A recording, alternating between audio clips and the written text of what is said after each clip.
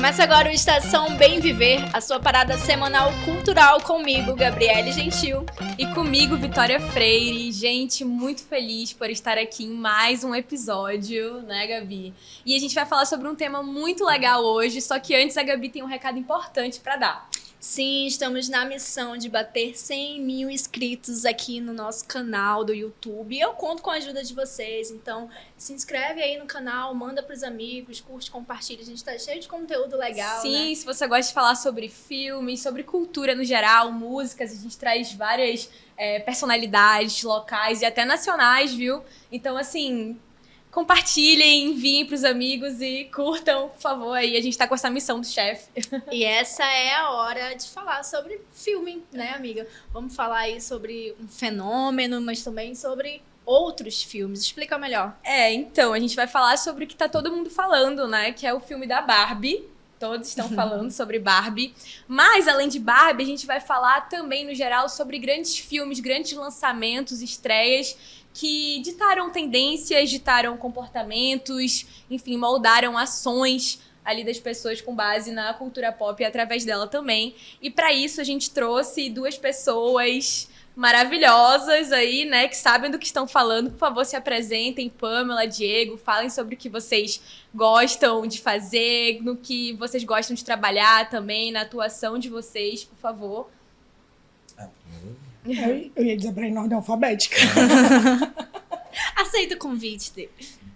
Bem, eu me chamo Pamela Euridice, eu escrevo pro Cine 7, eu sou crítica de cinema, filiada a O Elviras, que é um coletivo de mulheres na crítica.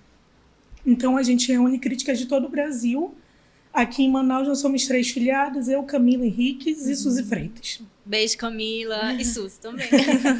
E nós 3 também elecamos a Abracine, junto com o Caio Pimenta e o Ivanildo Pereira, que é a Associação Brasileira de Críticos de Cinema.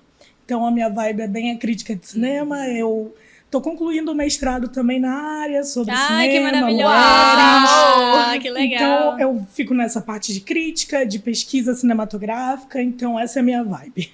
Que legal! Maravilhosa! Oi, gente, prazer estar aqui. Bom dia, boa tarde, boa noite. Todos jornalistas aqui, né? Sim, Somos todos jornalistas aqui. Ex-colega de Cine 7 da Pamela. Sério, Diego? Escrevi. Legal. Não procurem a gente no YouTube, porque a gente tem vídeo no YouTube. Pô, agora você... Porque você falou, a pessoa vai lá, querida. Por que você falou isso? Pra dar views lá no Cine 7 também. É verdade. Marqueteira. Bom, sou jornalista de formação, mas já na época da faculdade de jornalismo já comecei a trabalhar com teatro, depois virei cinéfilo, depois de virar cinéfilo, aí realmente embarquei no cinema. E junto com outros amigos tem uma produtora chamada Artrupe. E, bom, já tem alguns anos, acho que uns 10 anos que a gente está trabalhando com cinema. Continuo trabalhando como ator, mas eu acho que nos últimos anos eu tenho mais tentado desenvolver uma parada como diretor e roteirista. E também como produtor cultural, fazendo festivais, etc. Que eu acho que é o tipo de coisa que a gente foi aprendendo a se apaixonar também, que é muito bom fazer festival. E a gente, no final das contas, alimenta uma coisa que é cinefilia, né? Ver filme, falar sobre filme, debater e tal. Isso que eu ia falar, estamos diante de 2 cinéfilos aqui, né, gente? A popularidade dos cinéfilos. Aquelas pessoas que ficam insensíveis depois de ver tanto filme, aí... É isso, bate diferente quando a gente vê um determinado filme que pra gente é bom, mas tem aquele outro, tem aquele outro, tem aquele outro. E normalmente quando a pessoa se apaixona muito por aquele filme vai ouvir, não é tão legal. É muito chato mesmo de ouvir, assim. Né? E especificamente no caso da Pamela também, que é pesquisadora, eu acho que você aprende a ir muito além daquelas camadas mais superficiais quando você vai analisar um filme, né? Você não pensa só na estética ou nos diálogos. Você pensa... Eu falo por isso porque eu já pesquisei semiótica, por exemplo, né? Que é uma área bastante atrelada ao cinema. Então, a gente sempre aprende a olhar com outros olhos. Eu acho isso muito interessante também. Sim. E feliz por vocês estarem aqui. A minha orientadora costuma dizer que a gente decupa o filme quando a gente assiste. Isso, então decupagem. vai dividindo o filme, depois vai tentando analisar. Por que aquele fulano falou isso? O que isso tem a ver com o resto do filme? Ou então, como que essa cor dialoga com Isso é muito com a legal, proposta e tudo mais. E você aprende que nada é à toa também, né? Exatamente. Tudo que tá ali dentro daquele espaço, do frame, da câmera, enfim, ele comunica Às vezes algo. a gente vira o chato, né? Tá assistindo o filme, Não, todo mundo apaixonado e a gente lá, não, isso aqui não faz sentido. Tem a possibilidade de um cinéfilo, um crítico de cinema, assistir um filme de boa, sem pensar em nada, sem pensar por trás. Tem como? Acontece isso Existem ainda? determinados diretores que têm esse poder comigo.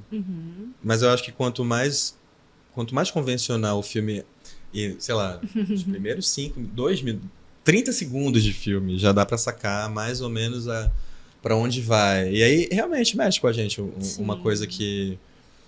Uma linguagem que a gente já viu tantas vezes sendo feita de um jeito relativamente parecido com as outras vezes que a gente assistiu. Aí fica muito fácil, a gente já tem... Porque existem determinadas estruturas para levantar um filme, digamos assim, que elas são meio que as regras aristotélicas que estão há 1000 anos atrás. É Grécia, né?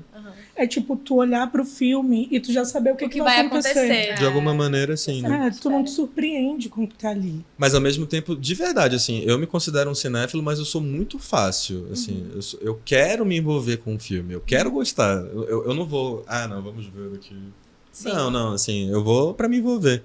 Um filme, por exemplo, recente, que, sei lá, eu senti uma coisa juvenil em mim, que acho que é um filme que dividiu muita opinião, que é o do Shyamalan, O Tempo.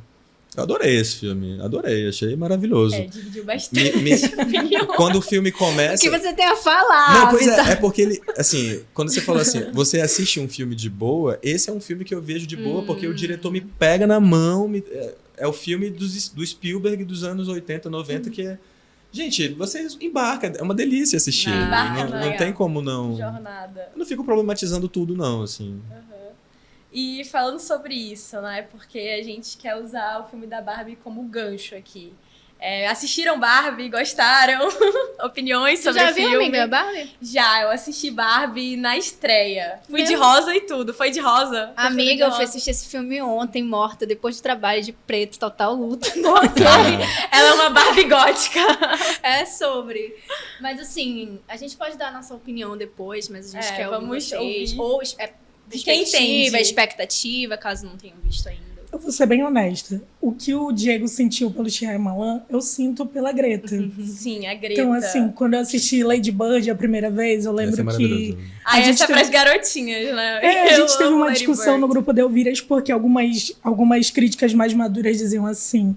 Não, porque eu achava que o filme ia dialogar com todas as mulheres e tal. Eu não conseguia entrar na vibe do filme. Mas pra mim, as histórias da Greta, a gente consegue, pelo menos eu consigo, ir embarcando naquele universo que ela tá propondo pra gente. E ela propõe, assim, um universo muitas discussões sobre o feminino, sobre mulheridade, e são discussões que ela não tenta te enfiar a goela abaixo. É uma coisa sutil que tu vai... Quando tu percebe, tu já tá ali contra o patriarcado, junto com as outras Barbies. Porque é uma coisa que ela faz. Ela fez isso no Lady Bird. Talvez algumas pessoas não entendessem a Lady Bird porque que ela queria voar dali, sair dali. Mas é a mesma coisa que acontece com a Jo Marti, lá no Adoráveis Mulheres. E é a mesma coisa que acontece com a Barbie. Então, pelo menos é a leitura que eu tenho do filme. É uma ascensão da Greta. Ela está construindo uma espécie de mulher que elas enfrentam os mesmos dilemas, mas elas estão em fases diferentes da vida. Então, elas têm uma resolução diferente da vida. Então, tudo isso ela traz dentro do cinema dela. E quando eu vejo o filme da Greta, eu já quero estar lá. Não na estreia, porque eu não gosto de filme na estreia. É muita agonia, muito estresse, muita fila. Então, esse me dá agonia. É isso, amiga. Lá nesse, gente, estava muito lotado. Cara, eu não consegui ver segunda-feira. Voltei pra casa, não tinha lugar. Não tinha ingresso. E eu achando assim que não, vai estar mais tranquilo agora. Inclusive, como vocês analisam esse fenômeno? Assim, porque em tempos de streaming, que as pessoas elas preferem esperar, né, o filme chegar nos catálogos para poder consumir aquele produto, a gente vê aí esse recorde de bilheteria, né? A gente vê as pessoas cada vez mais retornando aos cinemas, Então, nossa, as pessoas foram realmente de rosa. Você viu ali todo mundo participando da brincadeira. A gente sabe que isso tem a ver com marketing também, né? Com tipo cinema uns de produto. 100 milhões de dólares. Mas assim, no off. Mas sabe o que é legal? Tinha uma galera... Eu vou sempre puxar a sardinha pra representatividade feminina e tudo mais. Tinha uma galera comentando que Barbie foi a maior estreia, né? Do Brasil, maior estreia de uma mulher. Mas não foi a maior estreia de uma mulher. Foi a maior estreia, a maior bilheteria. Sim. E aí a gente fica muito pensando, vamos fazer um recorte de gênero. Não é um recorte de gênero, é um dado geral. Sim. É a maior bilheteria do ano até aqui. Sim. E a gente tem a alegria, a felicidade de ser um filme dirigido por uma mulher, né? Sim. Mas é a maior bilheteria e a gente não pode negar isso. Sim. Mas não vão mais pro filme na estreia. Não, eu acho que tem uma parada que você fala da... Bom, eu acho que eu vou representar a parte da plateia que não assistiu. Gente, é que assim, eu tô realmente numa loucura de agenda nesse período. Estreou quando? Estreou semana passada? Não. Estreou semana passada. É que todo mundo já viu, então parece que estreou há um mês, né? Não, mas estreou há uma semana, ainda não consegui ver. Mas eu sou um fã do cinema da Greta. Ainda naquela fase Noah Baumbach ali, do Francis Ha, que ela escreveu o roteiro, mas ela é a alma da coisa ali, né? Sim. E eu adoro Lady Bird, por exemplo, acho que é...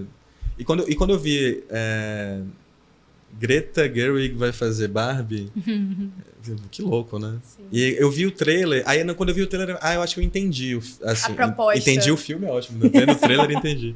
Não, entendi que é um filme armadilha, né? Assim, você vai ver uma coisa, vai ser outra coisa, né? Ou então vai ser o que você acredita que é, mas de um jeito que você também não estava imaginando, né? Sim. Que eu acho que é um status incrível, assim, para qualquer diretor, né? Acho que quando chega numa situação como essa, de que a partir do teu trabalho, que não tem nada a ver com esse tipo de cinema enorme, orçamento e etc, né? E tal, né? Acho que quando chega num status como esse, eu acho que na verdade eu vejo um outro fenômeno, assim, eu vejo um fenômeno assim, gente, essa diretora se estabeleceu aqui como um nome enorme, né? Assim, uma coisa assim extraordinária. É legal, né? A gente perceber isso, porque antes dela ser diretora, ela era roteirista.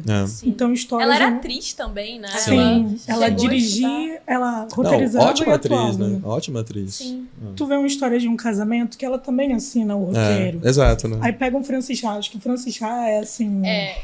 O Francis Ha, que eu acho que é o símbolo daquela.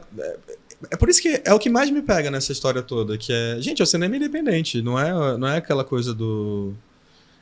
Claro, né? É o cinema independente dos Estados Unidos, e tal, numa outra lógica de produção, Sim.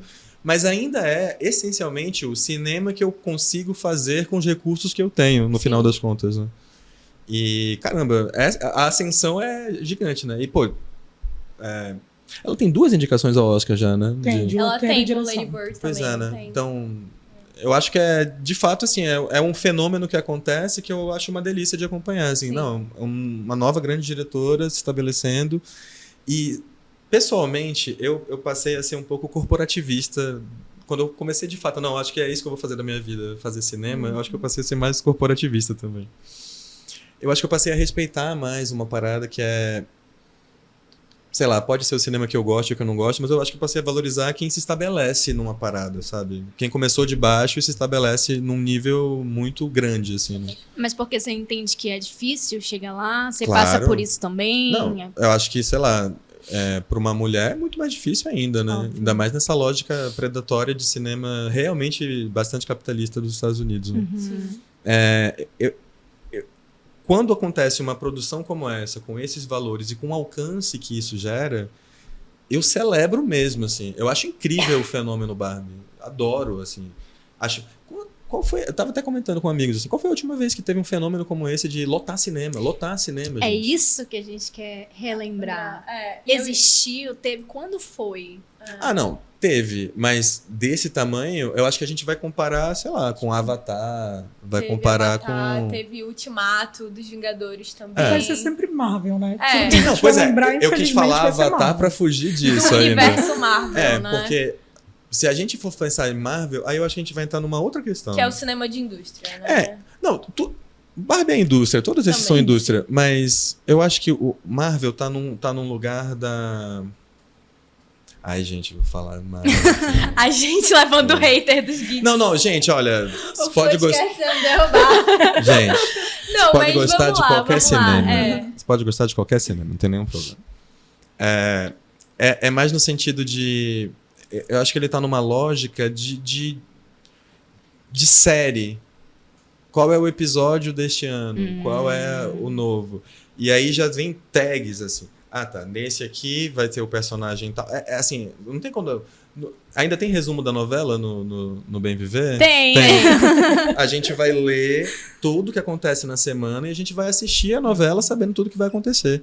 A gente sabe que fulano vai morrer, o ator vai fazer o papel tal, vai introduzir o personagem tal, porque no outro filme, daqui a 3 anos, ele vai ser o protagonista. Já tá posto. Sim. Já está posto. E na opinião de vocês, por exemplo, porque a gente sabe que a Marvel ali, ela começou com uma empresa que estava em colapso, que depois decidiu investir mais em cinema, estúdio, enfim, e aí foi crescendo e ascendendo no mercado. Mas para vocês, o que explica, o que motiva eles a sempre estarem com a mesma fórmula, por exemplo? Porque a gente vê aí a Greta, que arriscou, né? Porque, como você disse, eu acredito que tenha sido um risco, assim, que ela cometeu ali, de trazer um filme que as pessoas esperavam que fosse ser algo, né? Que a Barbie, enfim, que fosse até seguir aquele estilo daqueles filmes da Barbie mesmo que tinham, né? Da própria produção da Barbie. Da futilidade algo como... fantasioso, né? Seguindo ali aquela jornada romântica, talvez, né? Porque eu vi que algumas pessoas reclamaram também que não teve muito essa parte da comédia romântica. Mas, enfim, o que na perspectiva de vocês, faz essa indústria dos filmes da Marvel, especificamente, não arriscar? Sempre ali estar na mesma fórmula. Acho que eu vou falar de forma bem simples, né? Uhum. O Diego falou sobre diretores de alcançarem a consolidação. Sim. Eu acho que o universo cinematográfico da Marvel, embora ele tenha começado ali com os tropeços, com Thor, com os primeiros Homens de Ferro, mas ele se consolidou. Sim. Ele se consolidou no início lá acho que a primeira era, eu nem sei mais, da primeira fase da Marvel. Homem de Ferro, né? Que foi um grande sucesso, né? Ele se consolidou, então é uma fórmula que deu certo. Por que a gente não repete? E vai repetindo, vai repetindo, vai repetindo, vai repetindo. Tem fãs. Tem fãs, exatamente. Tem uma base, né? Uma base que sempre vai puxar, que já espera que aquilo aconteça. Então, por que a gente mexe em time que tá ganhando? Sim. É o McDonald's do cinema. Não, é aquela coisa de... se eu altero, aí que dá problema. Exato. Se eu fizer igualzinho tá no quadrinho... Gente, essa é a coisa maravilhosa, né? Gente, de fato, tem uma bibliografia gigantesca de quadrinhos que pode... Que vai sempre ajudar. E sem querer desvalorizar. Acho que é um trabalho incrível dos quadrinhos ali. Enfim, né? Isso me lembra, por exemplo, quando a DC tentou imitar a fórmula da Marvel. E foi um filme que fez sucesso da DC. Eu acho que foi no Mulher Maravilha, que tinha uma fórmula muito próxima da fórmula do Capitão América. E aí, tu vê que é um filme da DC que funciona. Sim. Porque copiou uma fórmula que já dava certo. E pra vocês, Barbie segue essa fórmula? No que ela se diferencia desses blockbusters? Não só em relação a Marvel, aos filmes da Marvel, mas a outros anteriores também, a grandes sucessos. De que forma ele se diferencia e de que forma ele se iguala também. Se igualar, a gente já falou um pouco, né? A questão do orçamento, enfim, da expectativa, mas falando de uma maneira mais abrangente sobre. O que vocês acham? Eu acho que a Barbie, ele traz um olhar... Ele traz um olhar disruptivo. Na verdade, a gente costuma dizer que quando existe o olhar feminino, o cinema está sempre sendo projetado sobre um olhar dominante. Sim. Que é o olhar masculino, querendo ou não. E aí a gente chama... hétero cis também. Né? E aí a gente chama de olhar feminino, que na verdade não seria um olhar feminino, seria um olhar mais plural. A gente pegar narrativas que são narrativas diferentes, que a gente estava comentando ainda agora, sobre filmes amazônicos, por exemplo, que podem quebrar um pouco ou não da ideia que se tem de outros filmes feitos e outros curtas feitos. Então, quando a gente pega um filme que tem esse olhar feminino, a gente espera que ele tenha essa quebra. Só que a Greta, ela não faz isso. Ela pega o olhar masculino, o olhar feminino, perdão, e ela diz que o olhar feminino ele é o contrário do olhar masculino, quando ele não é.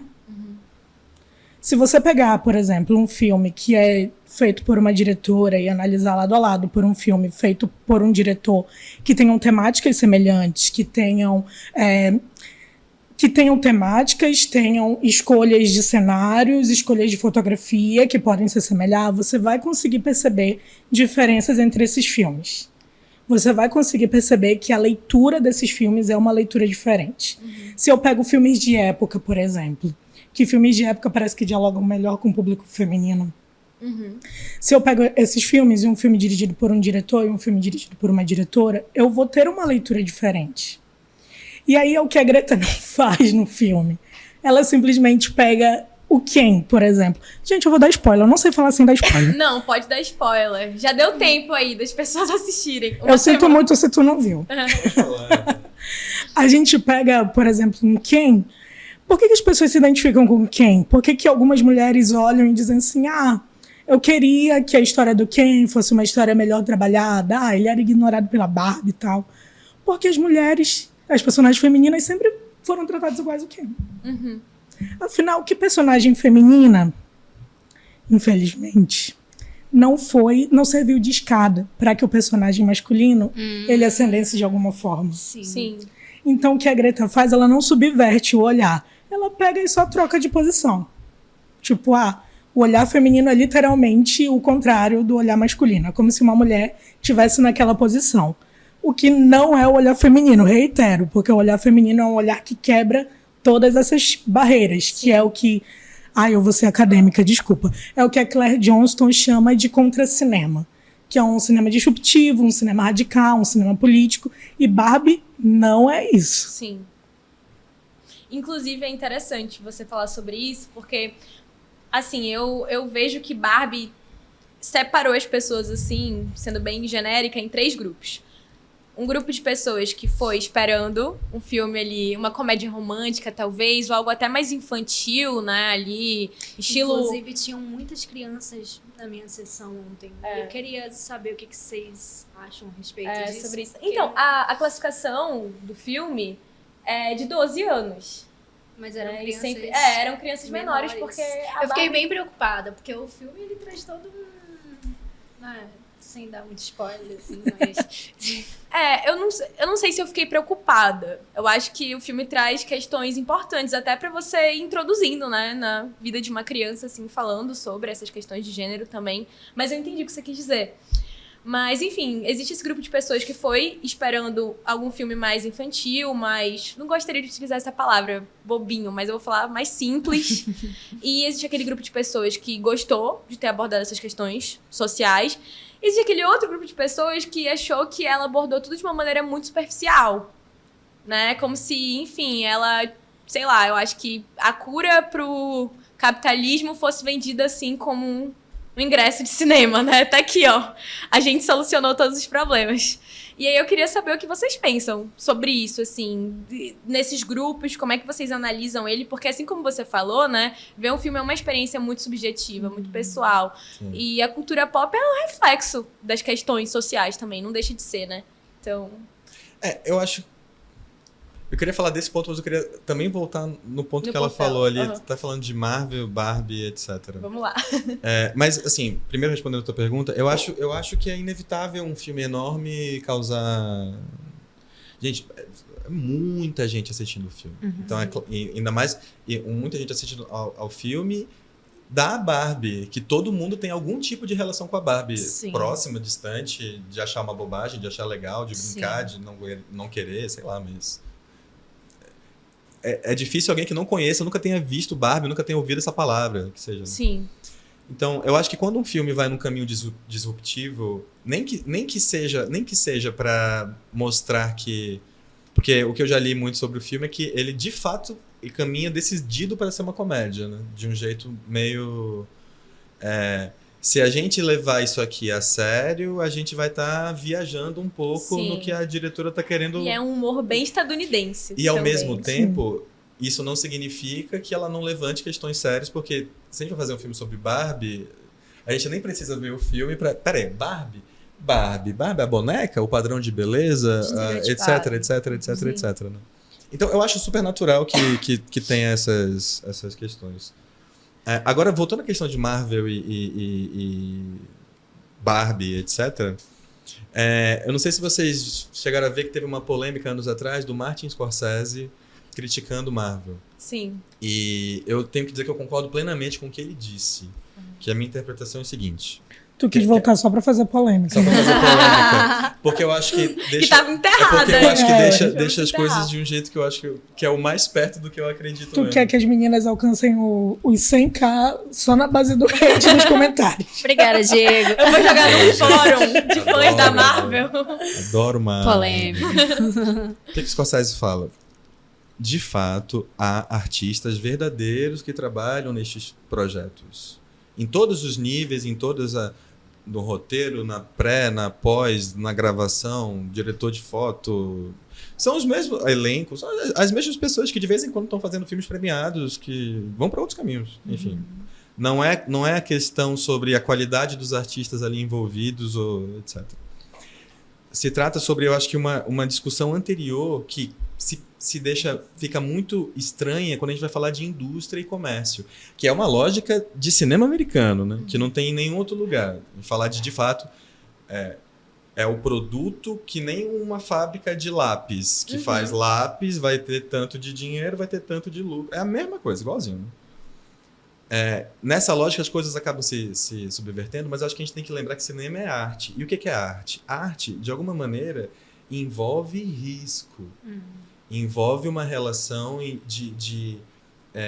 que não é utilitária, não serve para alguma coisa necessariamente. Expressividade, eu acho, né? É uma maneira de apresentar algo sobre a sociedade, sobre a relação com a natureza, sobre sei lá o que for, que não precisa seguir padrões pré-determinados por o que quer que seja. Então, quando a gente vai falar de Marvel, a gente está falando de ausência de risco, por tudo aquilo que a gente já comentou aqui. Não há risco. É quase como se a gente fizesse um filme numa planilha, tal decisão vai dar tal resultado, tal decisão vai dar tal resultado, isso aqui vai ser isso aqui, isso aqui vai ser isso aqui. Pronto, eu tenho um filme de 3 horas e meia que é absolutamente calculado porque eu tenho 500 milhões de dólares para fazer. É isso, simples assim. Então, de alguma maneira, Barbie é um produto capitalista igualzinho, mesma coisa. Sim. Mas ele assume riscos. Então, eu acho que é uma diferença brutal. De eu ver um trabalho que, sei lá, tá na linguagem, é cinema. A linguagem de cinema é cinema. Eu acho que é cinema, Marvel. Não vou dizer que não é cinema, mas eu acho que tá num registro outro de utilidade. Só existe porque os fãs vão lá e vão pagar e, sei lá, isso. Uma faceta cinematográfica utilitária, né? Assim. Não se trata de uma... Pô, virou o papo da faculdade, o pessoal de esquerda. Não, eu ia dizer que a maior prova disso poderia ser o primeiro Pantera Negra. Porque foi um filme que correu riscos no sentido de que ele é diferente dos outros filmes. Foi o único indicado ao Oscar, né, do universo da Marvel, se eu não O me engano. 2 foi indicado também, eu não lembro se outro foi. Também Pantera Negra, né? Foi assim, Pantera Negra também. Isso que eu ia perguntar também. A sociedade tá se transformando e com ela a publicidade também. Então, por exemplo, você vai ver, quando você vai vender um produto, se fala muito, sei lá, um produto de skincare. Olha, empodere-se, seja a sua melhor versão, sabe? Porque, enfim, as pessoas elas estão falando mais sobre empoderamento feminino, né? E o que vocês acham, assim? Vocês acham que a tendência do cinema, enquanto indústria também, é caminhar para isso? E aí acaba o quê? Esvaziando um pouco dessa linha que a gente tá vendo sobre riscos? Por exemplo, será que é realmente um risco? Ou será que é aquilo, vão gostar da lacração? Sabe? E eu tô, assim, não é uma opinião... Eu tenho uma opinião polêmica. Não é uma opinião própria, Diego, é só eu, tipo assim, devaneios sobre o assunto, sabe? Antes de tu dar a tua opinião polêmica... Você, enquanto pesquisadora... Assim, refletindo sobre isso, a gente acaba refletindo também Barbenheimer, por exemplo. Sim, exato. Por que Barbenheimer fez sucesso e antes dele, qual era o filme que tinha a melhor bilheteria? Era acho que era o Missão Impossível, que foi lançado na semana anterior. E no início do ano, a gente teve a volta lá do Titanic. O que esses filmes têm em comum? São cinemas de autores. É um cinema de autor. Tu vai ver o filme porque eu vou ver o filme porque eu quero ver a Greta. Ver o trabalho da Greta. Eu vou ver o filme Antes de ter os Marvetes, tinha os Nolanzetes. Opa. Então eu vou ver o filme porque eu quero ver o Nolan. Sim. E olha que o Nolan é um sugar daddy, ok, né? Eu acho ele bonito, enfim. Eu acho que quando você começa a se interessar por cinema, acontece muito isso, né? Você fica um pouco obcecado por um diretor e aí você... Sim. Enfim, quer ver Acho que tudo é o caminho dele. mais gostoso de começar a ver filme. Eu confesso que eu comecei nisso aí, nessa jornada e me transformou no cinema. Sim. Mas assim, eu comecei a ficar meio que obcecada, assim, por alguns diretores específicos. Então aí, tu vês, por exemplo, na época que teve quando começou a polêmica com o Scorsese, porque ele falou uma coisa, depois ele foi soltando outras, e foi tendo bate-rebate, bate-rebate. Eu lembro que ele lançou, acho que eu não vou saber exatamente o nome, mas é uma série na Netflix que é sobre Nova York. E não sei se tu lembras que é a visão dele sobre Nova York. Como ele enxerga aquela cidade que tantas vezes a gente já viu no cinema, né? Então, talvez, respondendo a tua pergunta, seja um caminho que a gente vai trilhar. Barbie, da Greta, inevitavelmente, é um filme sobre um produto. Sim. E por que a gente não arrisca, os diretores, produtores, estúdios, não arriscam em outros filmes também sobre produtos? Pode ser um caminho. Sim. E pode ser um caminho para o marketing também. Sim. E pode ser um caminho para coisas mais pobres também, né? Barbie Exato. talvez esteja, se deu certo, porque também tem essas tendências, né? Deu certo com Barbie, agora vai Isso. ter avalanche de Eu coisa. não sei se é Vai fake dar certo news, pra mas Suzy. falaram sobre Polly. Eu não sei se sim. procede, que parece que até Lily O Collins... que foi, ia- Diego, essa risadinha? Nada, né?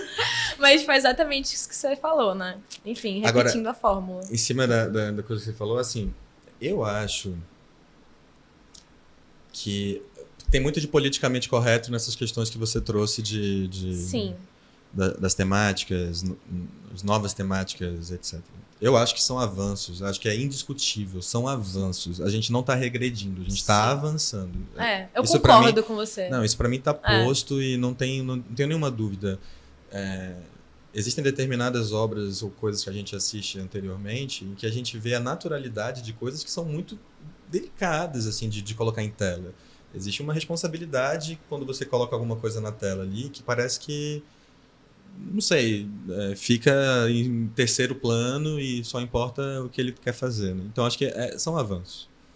Ao mesmo tempo, eu acho assim... Bom, eu estou fresco de fazer curadoria agora do festival, né? Eu me interesso também muito pouco, ou quase nada, pelo cinema que é como se ele jogasse um super trunfo, assim. Pô, eu tenho uma temática relevante. O meu tema é fundamental. Eu tô fazendo aqui uma parada que é uma denúncia importantíssima. E aí isso se sobrepõe totalmente à forma como ele filma, o que é o filme, o que está na tela, o que é o som, o que é a montagem, E às etc. vezes até a narrativa, né? Narrativa. Por que não? Mas o meu filme, ele é absolutamente correto em tudo que ele mostra. Eu também me interesso quase nada por esse tipo de cinema, porque não tem risco. Sim. Eu acho que, de alguma maneira, eu acho que existe a questão da gente claramente avançar nessas discussões e ser mais... É uma matemática simples. É mais filmes protagonizados por preto, é mais filme protagonizado por mulher, por trans, por travesti, por... É matemática. Então a gente vai ter mais projetos, mais vozes, mais pensamento, mais discussão, etc, etc. Né? E eu acho que isso sei lá, falando como artista, eu acho que isso, na verdade, tem que libertar a gente para novos caminhos artísticos também. Eu acho que quando a gente Talvez vai para... fugir daquela crítica literal, por exemplo? eu acho que fugir do pensamento de que a coisa mais importante que eu tenho a fazer é o meu tema. Cara, pode ser. Existem esses filmes que também são ótimos, não tem nenhum problema não. Mas eu não posso me desobrigar de ser artista. Sim. E de ser criativo. E de romper linguagem. Bom, agora se eu já tava queimado, eu vou me queimar de vez. Assim. Mais uma polêmica de Existem Diego dois aí. diretores que eu gosto demais, assim, que são referências na minha vida. E que eu acho que se eles estivessem aqui, a gente não estaria sendo muito agradável a companhia deles, porque eu acho que são pessoas delicadas. Sei lá, é o Lars von Trier, um diretor da Dinamarca, e o Cláudio Assis, um diretor brasileiro. Eu acho que a gente pode passar um podcast de 2 horas falando de problemas relacionados à postura, comportamento deles e etc, etc. Ao mesmo tempo, eu de verdade prefiro 1 milhão de vezes ver um filme do Cláudio Assis do que ver 90% das coisas que eu vejo que estão nesse lugar do tema, da importância, enfim. Eu acho que, assim, no final das contas, eu acho que sempre vai haver algum tipo de conflito entre o público e o artista com a obra, que eu acho que é natural. Eu acho que nem o artista com a minha liberdade criativa é soberana e eu faço o que eu quiser. Não, acho que isso não existe. Acho que tem que ter responsabilidade nas coisas. Mas, ao mesmo tempo, me incomoda muito também o pensamento muito pouco imaginativo com que a gente assiste uma obra de arte hoje em dia. Eu acho que a gente está perdendo um pouco de imaginação também. Assim. E você fala imaginação no sentido de ir além daquilo que está sendo mostrado e pensar por si mesmo também? Ou... É a imaginação de que quando eu apresento alguma coisa em cena, eu não tenho obrigação de ser contundente politicamente. Entendi. Eu posso ser, devo ser, é bom que seja, mas eu não tenho obrigação de ser. Sim. E aí eu acho que quando a gente coloca as coisas como obrigações que o artista tem que preencher, aí a gente já tá meio que deixando as coisas num campo da utilidade. Sim. E aí o campo da utilidade, eu acho que sempre vai ser um perigo pra arte, porque vai ser útil, vai servir, tá, né? mas é contradição também. Sim. Eu acho que também tá ligado numa coisa que eu fui ver um filme e achei horrível. Eu fui ver o filme e, nossa, foi péssimo pra mim. Eu tive uma crise. Assim, eu acho que faz parte. É claro, há filmes e filmes, situações e situações, assim. Mas eu só tô querendo também que parece que hoje em dia, se eu ver um filme e ele me ofender, eu vou querer processar o diretor, eu vou querer ir na casa dele, eu vou perseguir ele porque ele fez um filme que me causou algum tipo de problema. Sei lá, me parece... E Fábio Porchat. Não, eu sei que não, eu acho que ali é um caso totalmente diferente. Não, sim, eu entendi que você tá falando no sentido de ofensa... Sei lá, o filme foi lá e ele é racista, não, aí tem que botar pra cima mesmo e derrubar essa parada, assim. Mas às vezes é só o filme te trouxe um sentimento ruim. Entendi. Te trouxe uma sensação ruim. Fui lá, chorei. Nossa, me senti muito mal, me senti péssimo. Fui ver esse filme e fiquei melancólico. Achava que era uma comédia, era um drama. Aí fica puto com o filme. Inclusive, foi semana passada eu assisti um filme que é Funny Games. É um ótimo exemplo. Exato, porque aí eu li um artigo de opinião na época da Folha de São Paulo e foi tipo, ele é um filme de 97, se eu não me engano, mas foi por aí que o artigo foi escrito, inclusive, tava lá no acervo da Folha. E aí a crítica ia lá e falava, nossa, as pessoas começaram a levantar do filme sem perceber que o filme fala exatamente sobre isso também, sobre a gente acabar participando, né, de um, enfim, ciclo de violência também. É porque eu absolutamente consigo ver, acho que tu trouxe um exemplo muito bom, que eu acho que eu tô falando desse tipo de filme, que é o cinema que confronta artisticamente, ele não vai lá pra ofender uma minoria, não, gente, isso aí tá num outro campo que eu acho que tem que ir pra cima mesmo, assim. Mas no campo do Funny Games, por exemplo, que é... Eu não sei se esse filme seria lançado hoje, eu acho que seria, sei lá, não sei, eu acho que as pessoas ficariam revoltadíssimas e... eu acho que o Twitter... Eu acho que entraria nesse lugar do tipo assim, como que pode um negócio desse passar aqui? Sim. Como que pode alguém dar dinheiro público para fazer isso aqui? Isso aí eu não concordo Esse juízo jamais. de valor, né? Entendi. Pamela ficou quietinha. Tem alguma consideração antes de a gente finalizar? Não, eu tava aqui refletindo quando tu falava.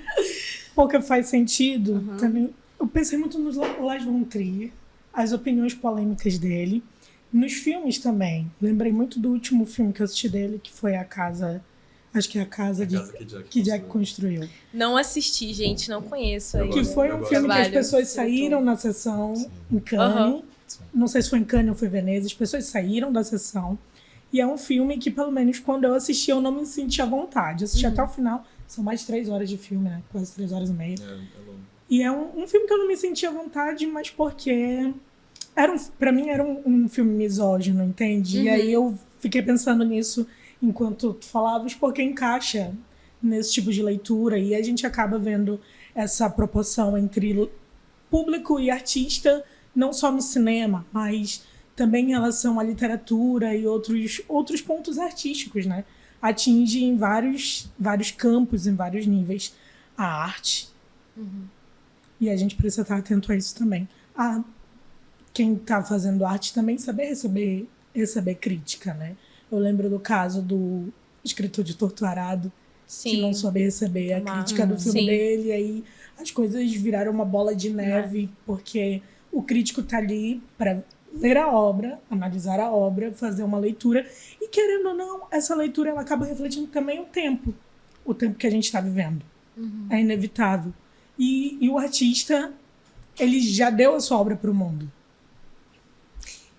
Muito bom falar de cinema. Nossa, com certeza. A minha cabeça aqui, ó. Pra você que tá envolvida muito mais que eu, né, nesse universo também. Com certeza foi muito rico hoje. A gente poderia passar Com certeza. horas aqui falando sobre Barbie e outros filmes, com a consideração de vocês, que foi muito importante no dia de hoje.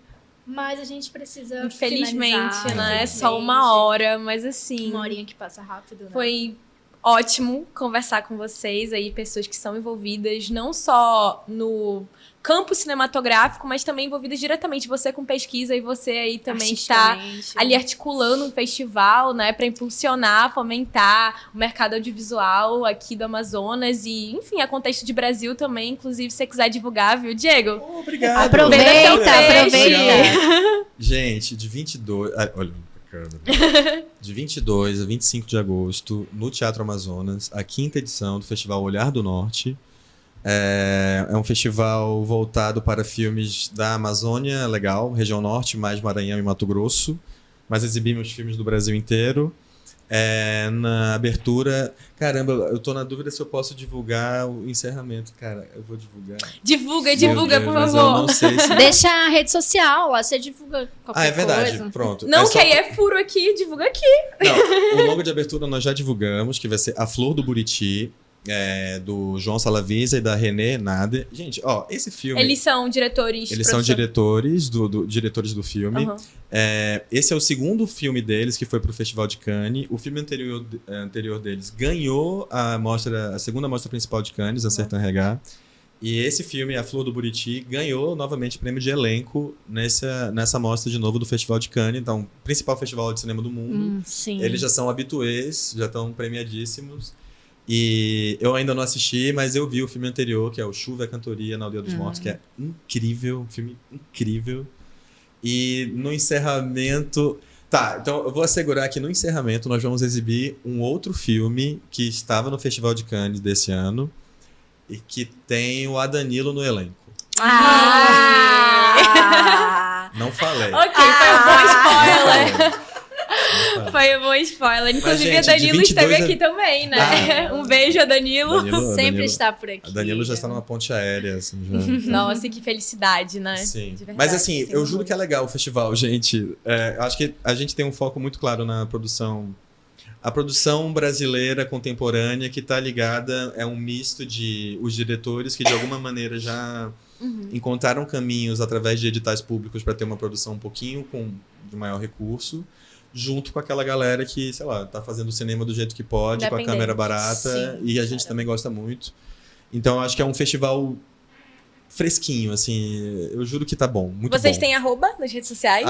@Olhar do Norte. Boa. Olhar do Norte. Amiga, quer deixar a tua rede social pra te acompanhar tuas críticas? Vocês podem acompanhar a gente no Cine7, o site cine7.com.br. Maravilhosos. E também nas redes sociais, tanto no Twitter quanto no Instagram.